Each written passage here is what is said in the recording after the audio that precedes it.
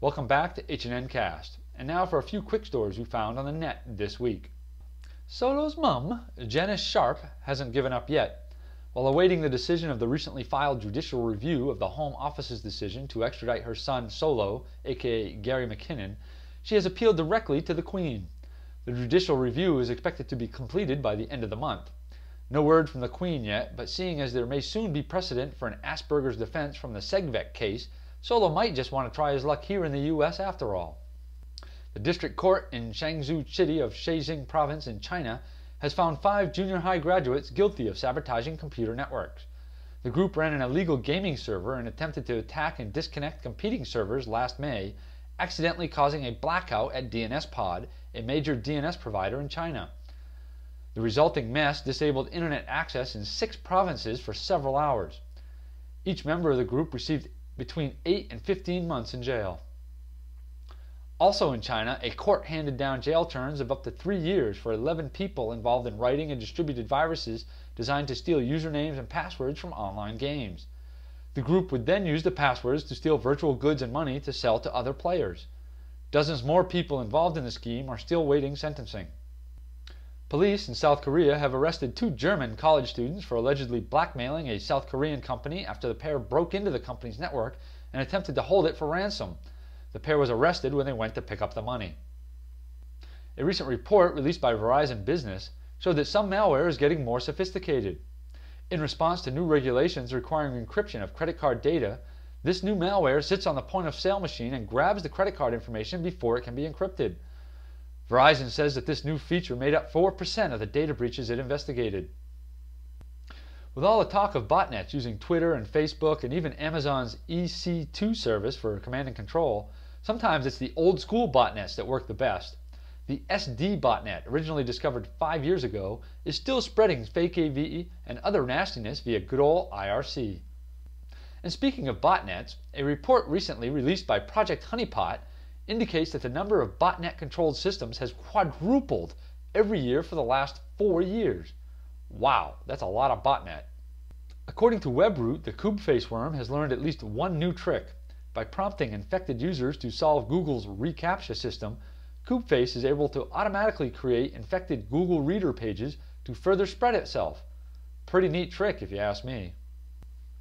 WPA Cracker, an online service using the Amazon cloud to crack Wi-Fi protected access keys, which we reported on last week, has already been updated and now includes a German dictionary, an extended English dictionary of 284 million words, and zip cracking support. If you happen to be using Google Chrome with Tor to surf all those naughty websites you visit, you may want to switch to something else.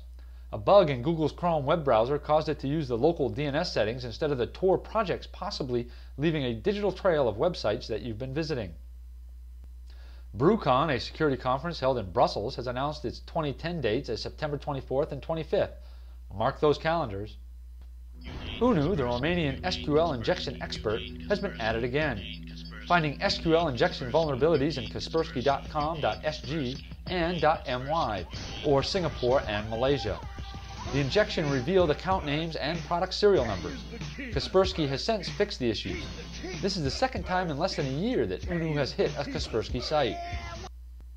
Last week we told you about the new attrition.org mascot, Lazlo the squirrel. Well, now he has his own flask. If you want one, it's up on eBay.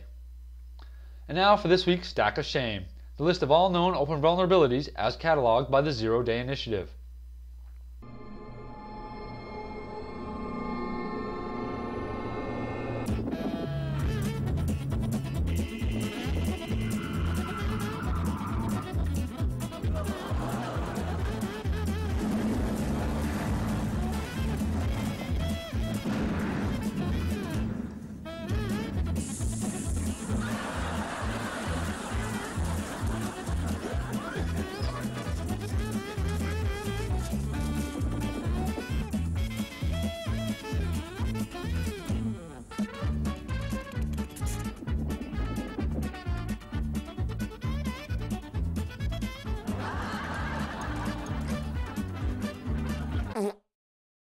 Welcome to the real world. That's it for this week's HNNCast. We will be off for the next few weeks for the holidays, but we will triumphantly return on 01/11/10 for the official HNN launch. We hope to have a lot of goodies for you then, including these stylin' t-shirts, only available in black. Sorry. If you want to join us for the official launch in January, contact sales at hackernews.com. I've been your host, Space Rogue, and you've been watching the Hacker News Network. Happy holidays, happy holidays. May the calendar keep ringing. Happy holidays to you.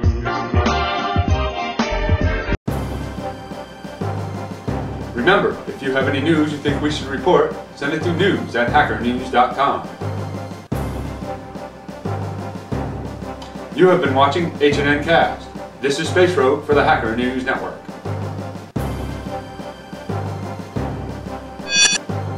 Funny do bad things.